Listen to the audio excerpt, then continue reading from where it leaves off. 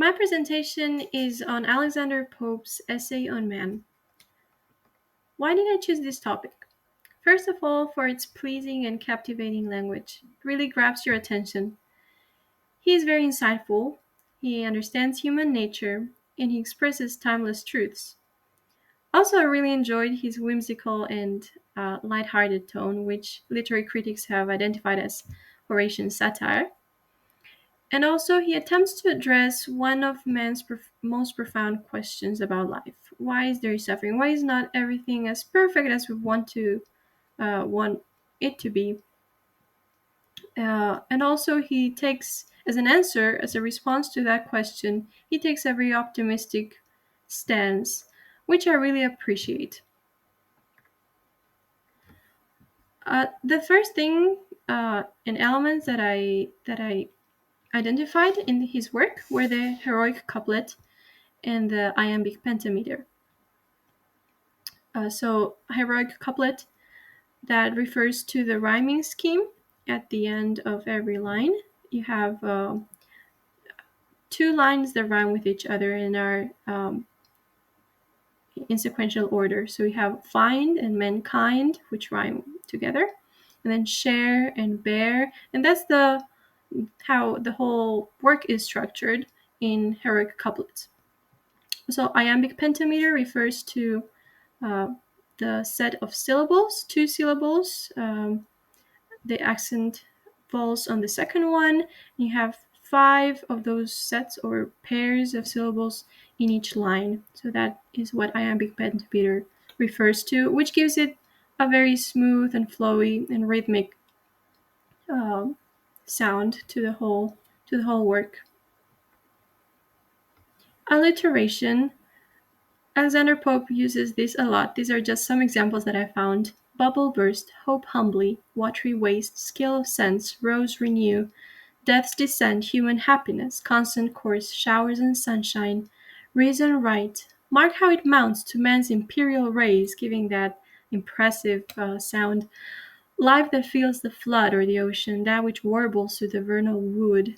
So you imagine a forest with all kinds of creepy creatures, and which is enhanced by this use of the alliteration. Repetition, and by repetition, I'm referring to repeating an idea in different ways, and with each repetition adding a different perspective, a new detail. This use of repetition, and mostly through synonyms, creates it has several effects. It creates parallelism, rhythm, clearness, force, sometimes climax by going from general to specific or least important to most important, and that achieving climax in this way, and even beauty. So why form so weak, so little, so blind? So you get more and more miserable. Towns to one grave, so it's this small scale, and then he repeats the idea in amplified form, whole nations to the deep. So he's repeating, but in a different way, and uh, adding more clearness and force to the image. Oh, madness, pride, impiety. So again, he's amplifying the gravity of that attitude he's talking about. Antithesis. He uses this a lot in his work. First, he uses it, it's very evident in the words he chooses. So he always puts in contrast, for example, maze or chaos with a plan. Um, Also, the open with the covered or hidden, God above or man below. A hero perishes, so an important man, or a sparrow falls, so a very not so important creature, but still, uh, yes, he puts emphasis in these contrasts, these opposite elements, which gives it a very nice and pleasing effect, and it's very enjoyable to read. Atoms and systems, pleased with nothing, blessed with all, alike in what it gives and what denies, parts of one stupendous whole. not only in the words but also in the ideas. Here we have two couplets that are put in contrast, one about human works, uh, which though labored on with pain, 1,000 movements scars one purpose gained. So a lot of effort brings almost nothing. Sometimes you don't see any result, but in God's work, one single movement can its end produce and even serves to some other purpose.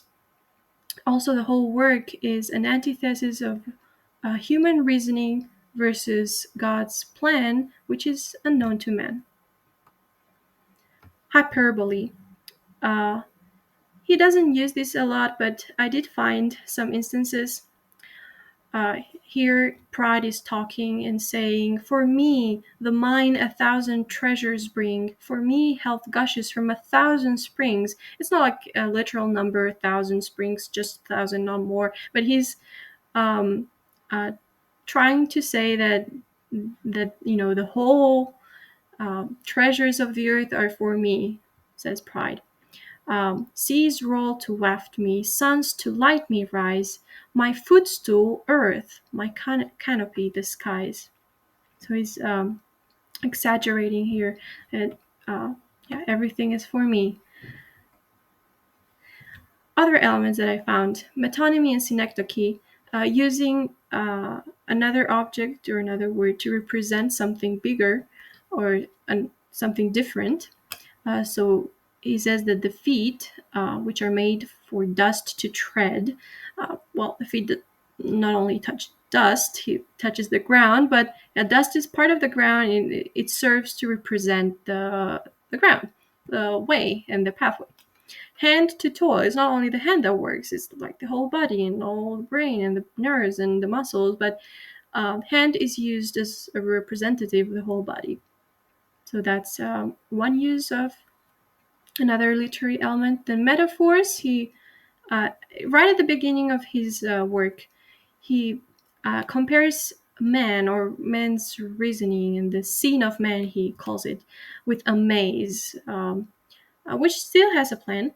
Also, afterwards, he goes on and compares it to a wild place where all kinds of plants are growing, a garden, a field with pathways and giddy heights. Then he compares the folly with something that flies, a man with worm.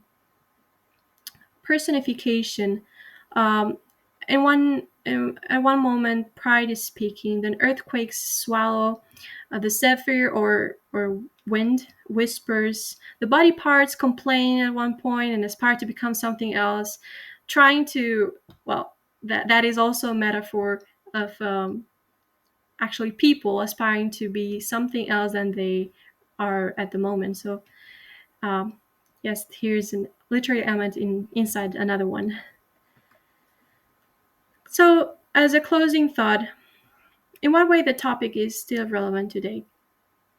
I think people still have the same questions in our days as those in the days of Alexander Pope. If there is a God, or if he exists, or even if he doesn't exist, uh, why does suffering exist? I realize not everybody finds Pope's optimistic perspective satisfactory, but it's one of the many answers that people have come up with in order to solve this problem about the meaning of life. Alexander Pope was not a stranger to suffering. He had a physical impairment from the age of 12, which prevented him from marrying. So he remained single his whole life, and a little bit frustrated also, maybe. His enemies took advantage of his deformity and used it to humiliate him, and would sometimes represent him, in the newspaper or the public press of his time as a toad or a small monkey and all kinds of um, cartoons. Still, he submitted to that lot which he thought divinity had prescribed him, and had a positive attitude about life, which is reflected in his work. I think we can learn a very important lesson of contentment, submission, and optimism from his essay on man. So I will leave you with his last statement in his first epistle: "Whatever is right." This is the bibliography I used, and thank you for listening today.